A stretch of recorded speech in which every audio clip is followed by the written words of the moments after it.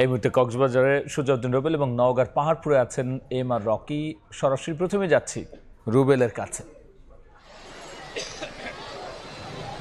সাগরে জোয়ারের পর এখন ভাটা পড়েছে। ভাটা পড়লেও কিন্তু পর্যটকের ভাটা পড়েনি। বিশেষ করে কক্সবাজার সমুদ্র সৈকতে এখন লাখো পর্যটক। সকাল থেকে পর্যটকের যে আগমন সেটি এখন দুপুর হচ্ছে, দুপুর পর্যন্ত আমরা লক্ষ্য করছি এখনো পর্যন্ত বিপুল সংখ্যক পর্যটক বেলা গড়াচ্ছে।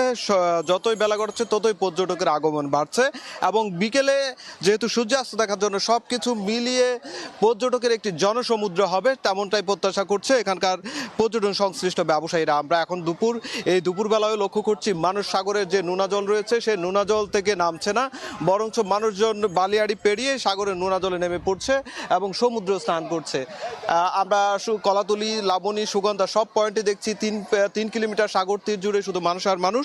এসব মানুষ তারা ঈদ উৎসব যেভাবে উদযাপন করে সেভাবেই কিন্তু কক্সবাজারে এসে তারা করছে। আমরা অনেক পর্যটকের সঙ্গে কথা বলেছি, তারা যে বিষয়টি বলছে দীর্ঘ সময় যে ঢাকা শহরে যে দালানকুঠা শহরে বা অন্যান্য জায়গায় দালানকুঠা শহরে যে জীবনযাপন, সেই জীবনযাপন ছেড়ে ঈদের যে টানা ছুটি পড়েছে সেই ছুটিতে এসে তারা এখানে বেশ আনন্দ উপভোগ করছে। বিশেষ করে সাগরে আসলেই তারা যে প্রশান্তি পান সেটি অন্য জায়গায় পান না বলে আমাদেরকে জানিয়েছেন। তবে এই যে বিপুল সংখ্যক পর্যটকের আগমনকে কেন্দ্র করে এখানকার লাইফগার্ড থেকে শুরু করে এখানকার যারা ট্যুরিস্ট পুলিশ রয়েছে, জেলা প্রশাসন রয়েছে, তারা সবসময় সক্রিয় রয়েছে।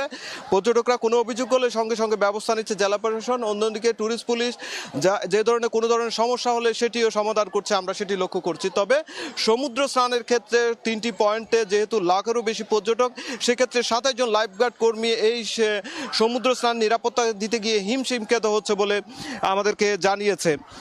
তবে এই যে বিপুল সংখ্যক পর্যটকের আগমনকে কেন্দ্র করে কিন্তু কক্সবাজারে যে পর্যটন ব্যবসা সেটি চাঙ্গা হয়ে উঠেছে এবং চাঙ্গা ভাব ফেরার কারণে এখানকার ব্যবসায়ী যারা রয়েছেন, কিটকট ব্যবসায়ী থেকে শুরু করে বিচ বাইক, জেট স্কি সব ব্যবসায়ীদের মুখে হাসি ফিরেছে। তো এই ছিল আমার কাছে কক্সবাজার থেকে সবশেষ। এখন আমরা চলে যাচ্ছি নওগাঁতে, সেখানে রয়েছে আমাদের সহকর্মী এম আর রকি। সাগর থেকে সমতল সর্বত্রই ঈদের এই উচ্ছ্বাস ছড়িয়েছে এবং পরিবারের একাধিক সদস্য এই মুহূর্তে বিনোদন কেন্দ্রগুলোতে কিন্তু উপচে পড়া ভিড় আমরা দেখছিলাম। সকাল থেকে এই কেন্দ্রগুলোতে স্বজনরা এসেছেন এবং দল বেঁধে ঘুরছেন, দেখছেন, জানছেন ইতিহাস। এই মুহূর্তে রয়েছে নওগাঁর পাহাড়পুর বৌদ্ধ বিহার, যে বিহারের একটি ঐশ্বর্যপূর্ণ ইতিহাস রয়েছে। প্রাচীনকালের যে পাল বংশ 8ম শতকের এই ইতিহাসটি কিন্তু এই জনপদের মানুষের কাছে যেমন একটা কৌতূহল, সারা দেশেই কিন্তু ব্যাপক এই ইতিহাসটি কিন্তু সমাদৃত রয়েছে এবং দেশ বিদেশ থেকে মানুষ এই পর্যটন কেন্দ্রে এসে থাকে। তবে ঈদ উৎসবগুলো স্বাভাবিকভাবে এই উচ্ছ্বাসটা অনেকটাই ছাপিয়ে যায়। আমরা সকাল থেকে দেখছিলাম বাহারি পোশাকে, রঙিন পোশাকে ছোট বড় শিশু বৃদ্ধ সর্বত্র মানুষের এই কোলাহল।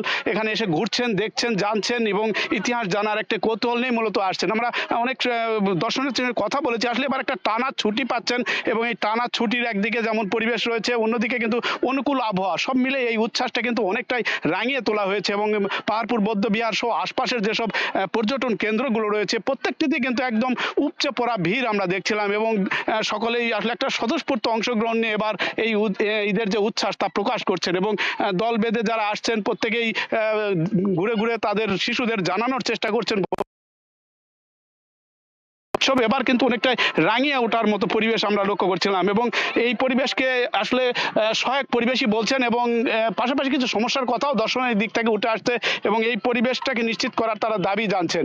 সব মিলে ঈদের এই উৎসব আরো চলতে থাকবে এমন কথা জানিয়েছে কর্তৃপক্ষ। এই ছিল সার্বিক নওগাঁ পাহাড়পুর বৌদ্ধ বিহার থেকে আমার কাছে। ঈদ উৎসবে পর্যটনের সবশেষ নিয়ে আমরা সরাসরি ছিলাম নওগাঁ এবং কক্সবাজারে।